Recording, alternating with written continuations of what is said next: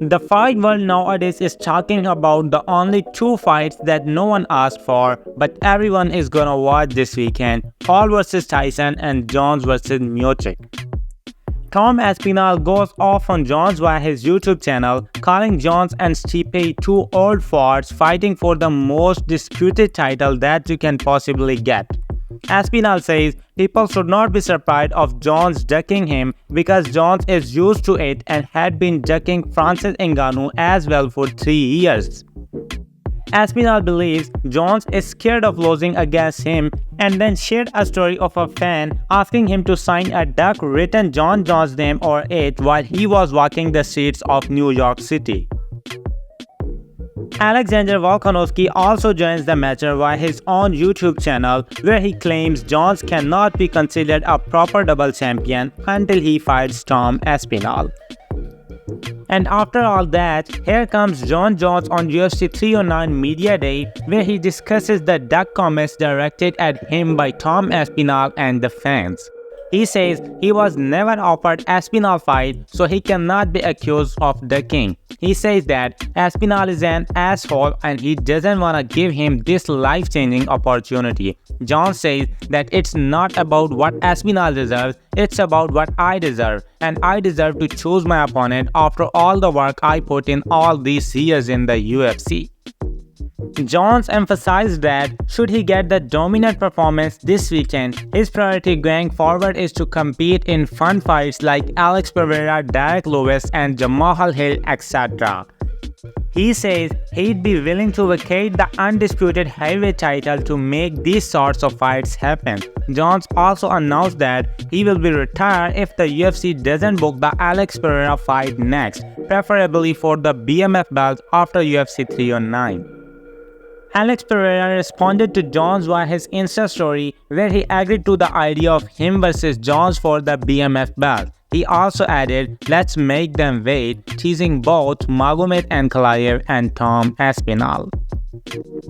By the way, Jon Jones also talked about UFC's decision to use old gloves at UFC 309 instead of the new ones introduced in June. Jon says he was relieved when he found out this news because he had tried the new ones weeks ago and found them uncomfortable. Luckily for him, he says Hunter called and said they were going to bring back the old gloves for this card as it's full of veterans that are used to the older gloves. Is this next level preferential treatment or I'm just being a hater?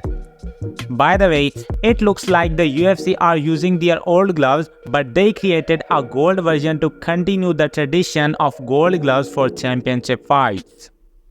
Anyway, Jon Jones' jiu-jitsu coach revealed that ADCC superstar Gordon Ryan will be in the corner of Jon Jones for his UFC 309 fight with Stipe Miocic.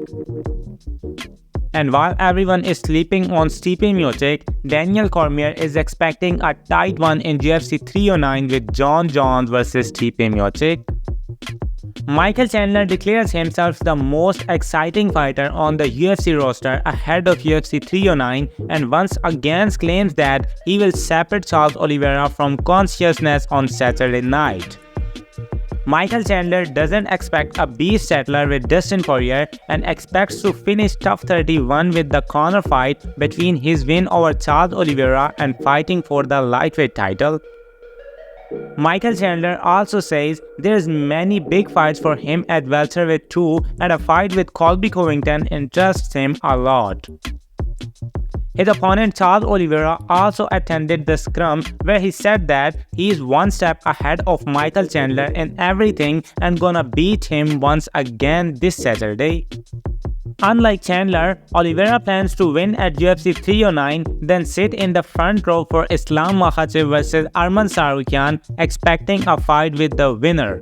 Oliveira also reacts to Ilia Toporia's wish to fight for the lightweight belt. He wants Topuria to be very careful because lightweight is a very tough division.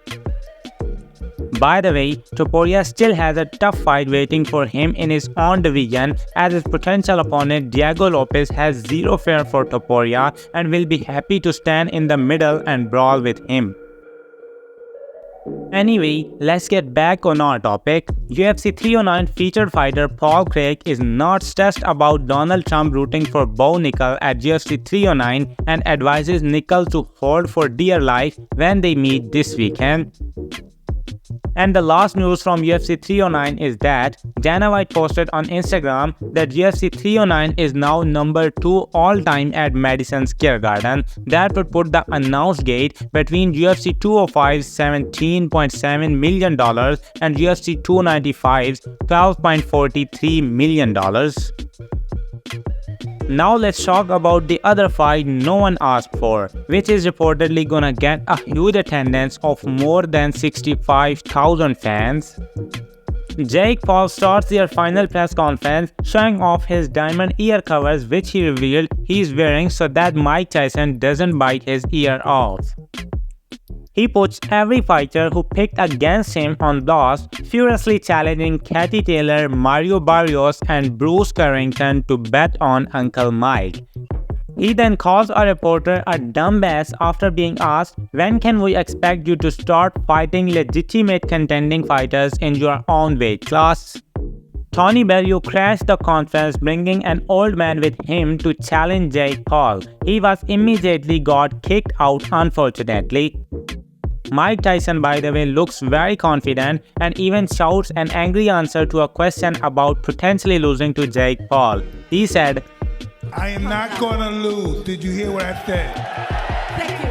And that's all. There are a few more big news from UFC 310 main event as well as UFC Saudi Arabia, but that we'll cover in the next video to keep this one short. So like this one and subscribe for the next one. So till then, goodbye.